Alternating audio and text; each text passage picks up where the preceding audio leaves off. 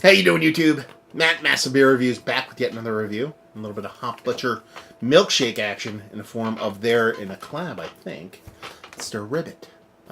This is a Citra and Strata hopped Milkshake Double IPA Indie Pale Ale, brewed with strawberry, kiwi, lime, and vanilla. Typical Dan Jetsa label, which I dig. On the back, they have their Hop Butcher tasting notes that they put on every beer, and they have here, it says kiwi, lime, strawberries, creamy vanilla. And like I said, I think it might be a collab.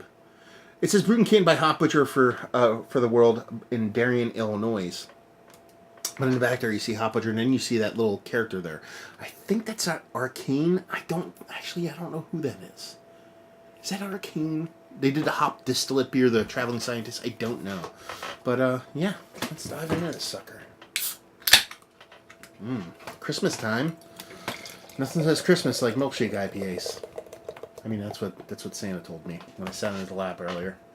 Or was that a homeless guy with a beard? I don't know. Yeah, index finger, infinite creaminess, super tight back bubble. She looks like milkshake IPA, rich, kind of dense orange core to her. So she looks thick with 4 C's, not 3, 4 C's, and dense. Let's get a nose. There's vanilla in there.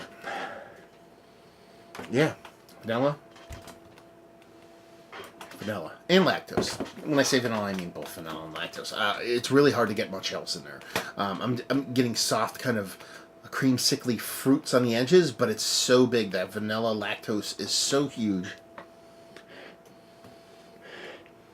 that it's hard to kind of get anything else. There's that really dank, kind of sticky distillate hop. Maybe that Arcane thing is in my brain, but it's that kind of, I've talked about it, it's this like oily, kind of dense, kind of sticky, super dank, but in a green way kind of hop. And I'm getting that very slightly in the edges, but again, that lactose, that vanilla is kind of tempering everything on the nose. It's just pretty much super creamy milkshakiness on the nose. Let's dive in. Cheers.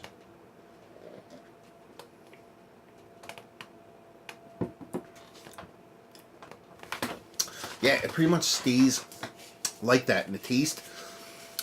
The fruit does come through quite a bit more. You're getting this bright, vibrant fruit from it. Very creamsicle. They talk about kiwi lime in there. I totally get that. What was the other one they were talking about? Strawberries, sure. Like almost like a green strawberry as opposed to a red strawberry. It's a very bright, very sprightly fruit. It's a bright fruitiness. It's not a hefty or dense or rich kind of fruit. It's a bit more kind of zippy, kind of like a kiwi is. There's that bittering distillate hop thing I was talking about, kind of floating around the edges. Adds this kind of bittering that's almost a must-have balancing component because of how sweet the beer is. Because there's so much vanilla and lactose in there. Listen, it tastes like a milkshake beer. It tastes like a milkshake in beer form. So they're right on the head. They're hitting it on the nail on the head. That's what I was trying to say. And getting it kind of exactly where it should be. But, you know, I'm a little bit kind of picky when it comes to my Hop Butcher beers. And I view them as taking a lot of the disciplines that a lot of breweries do and kind of putting their own twist on it.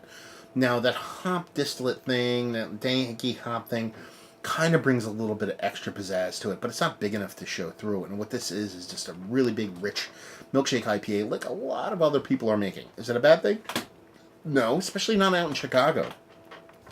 I'm assuming they're kind of not all over the place just because, you know, you don't live in Philly or New England area. But they're doing a good job of it, but I expect this kind of, you know, out of left field twist on things when it comes to Hop Butcher. I'm just not really getting it here. Not a bad thing, like I said, but, you know, it's tasty. But I've had this tasty a couple different places, so there's nothing overt to kind of set it apart from what a lot of other people do. So, tasty, rich, decadent. It's going to give you those milkshake vibes from a really good brewery. So you're talking about, you know, people out there want your tired hand milkshakes and all those kind of things, omnipoles. You're getting that level of milkshake here. Just don't expect anything outside of that, and you'll be super happy. So what I'm saying is, most people like milkshake IPAs. You're gonna love this shit. It's not shit, and I said that in a kind of fun way, not in a poopy way. But yeah, that's all I have. So let's talk about it. It's one of the better milkshake IPAs that I've had as of late. Yeah, I wouldn't put it up there with their Blazed Orange to that. That just had this next level to it, but it's quite good. I mean, that was that was probably the best milkshake beer I ever had. So this is below that, but again, it's not a knock on this beer. It's just a testament how good Blazed Orange was. Value and availability, no idea. It's Hop Butcher, so the prices are usually great, and you can usually find them on shelves. Pretty much only way you can find them. So, you know, that's good. And leave you with, if you like what we like this beer, if you like milkshake beers, milkshake IPAs is going to do you good. There you go. Another review in the books. Hopefully you guys enjoyed it. Down there if you want to talk about it. Massive Beers if you want to check me out doing the social media stuff. Beer Massive. If you want to check me out doing the whole podcasting thing. And hopefully you guys enjoyed the review. Hopefully enjoying a nice little milkshake IPA right now. And hope to see you next time. Cheers.